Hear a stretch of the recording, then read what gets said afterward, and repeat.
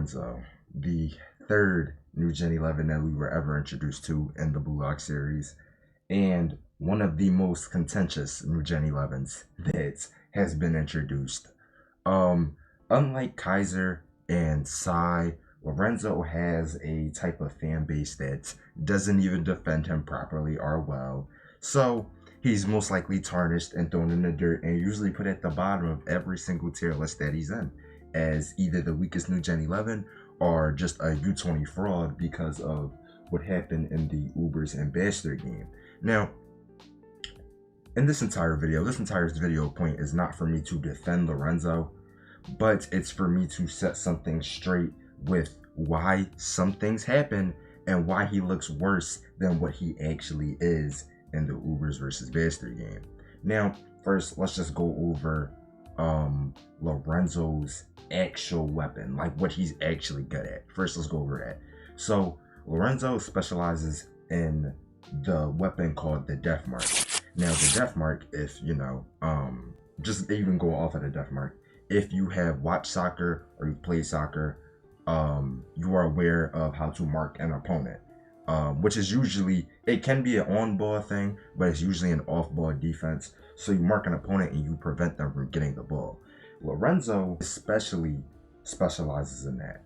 Lorenzo can mark somebody and prevent them from getting the ball or being able to move freely in its own right. And this can be a top-tier offensive player. For example, referencing the Bastard and Ubers game, where we start off the game with Kaiser cooking basically the entire team off the ball, and then it gets to Lorenzo, and Lorenzo stops him in his tracks immediately. And Kaiser is the best offensive player we've seen so far, best offensive player by far, and he gets stopped instantly. And then, you know, just taking this into account, it's like we have to think about, this is his main skill. This must be what his purpose is on the team, besides, you know, being a counter specialist, right? He's supposed to mark the best striker on the team and stop them from doing anything, right? Now, where this becomes a problem in the community is people don't realize that he doesn't have to be good at everything else, right? Because he's good at this one thing, and usually that should be enough, but people expect him to be a god at everything. So I'll explain why the Death Mark is his only level of extremely world-class defense, right? Now, we go further, let's just zoom a little bit further into the Ubers and Bastards game when Hiyori subs in. Now, when Hiyori subs in is where it really gets bad for him, because he starts performing terribly against Hiyori when he has the ball. There's no point in this game where Lorenzo has been destroyed by somebody off the ball. It is strictly on the ball times where Hiyori or Isagi will get past Lorenzo, right? And these are the only two people that do it. Now, what I've been able to kind of break down and get from this is that instead of Lorenzo's entirety of his defense, because there is some people out here that call the entirety of his defense horrible, I think that there's two factors to play in here, right? First, we have to consider maybe Lorenzo is not the best on-ball defense, which is why he specializes in a mark-based defense to stop his opponents before they actually get the ball. That is one of the biggest things that I have just came to the conclusion of. And the other reason could possibly just be that maybe Hiyori, because again, Hiyori subbed into the game and was immediately on the same level as everybody else and automatically started off in Metavision.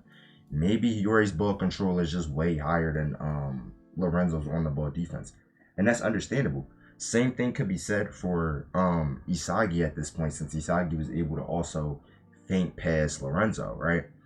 But even if you want to take these anti-feats, right, because there are anti-feats, even if you want to take these anti-feats and go ahead and run with them, I don't think that disproves his actual worth, right? Because I feel like his worth is the Death Mark. The Death Mark preventing the person from getting the ball and, you know, being able to coordinate properly with their offense, breaking them down and isolating them completely. And he does this with Kaiser, which I still feel like at this point is better than Isagi and Hiyori by miles, right? And he does this with Kaiser and locks him up literally every single instance besides where he breaks free because Lorenzo focused on somebody else, right? And that's when Kaiser scores. Besides that, Kaiser barely gets any free looks this game because Lorenzo's guarding him.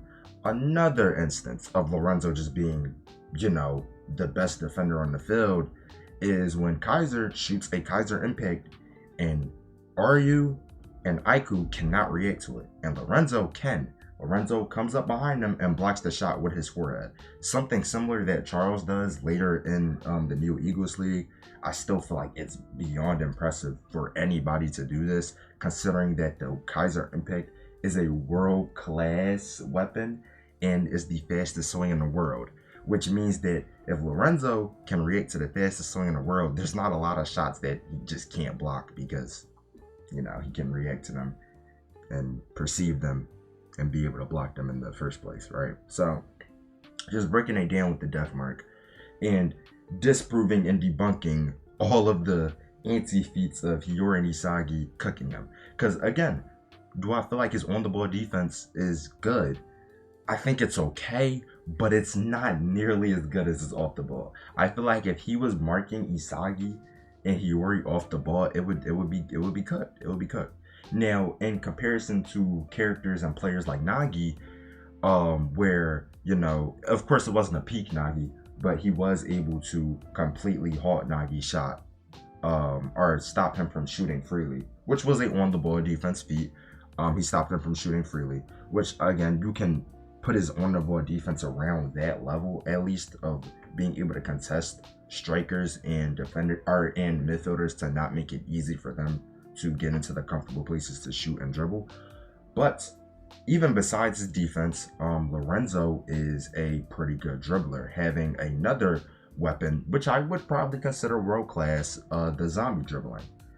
Zombie dribbling is a more of a misdirection move with Lorenzo's center of gravity and the fact of his weird body composition that lets him move around his opponents and wobble their own center of gravity off while just being able to destroy the entire upper side of the defense, right? So not only is he a good off the ball mark, he can also dribble majority of the entire team to the point where all of them had to forget about Barrow and gather up on Lorenzo because he was just he was wide open. He was absolutely destroying their team, right? So on top of that, he has pretty solid passing. He can work together with the counters. He's usually one of the center of the counters if it's not Nico or Barrow. But this is a world-class player.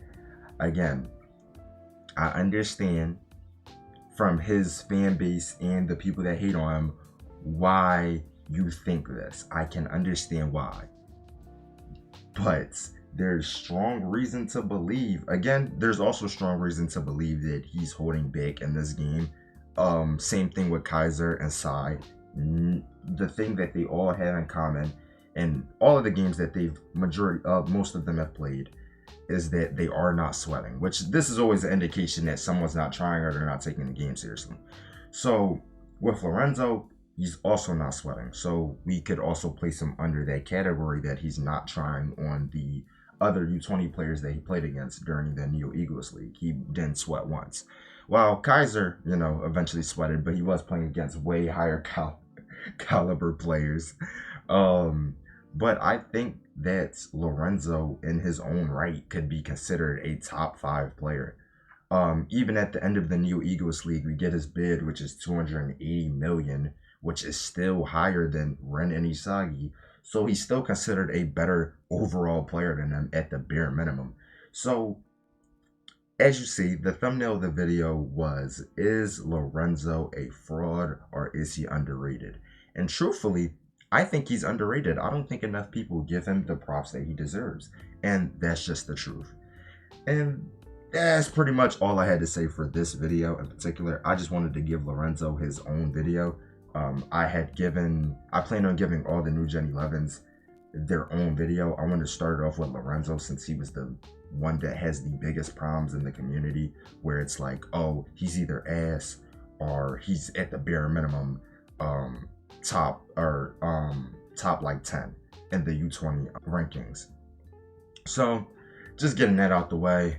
If you like this video, or if you like these solo videos where I just focus on one character, leave a like and subscribe for more content like this. And I'd like to hear your comments and your thoughts down below. And I'll see you guys next time. Peace.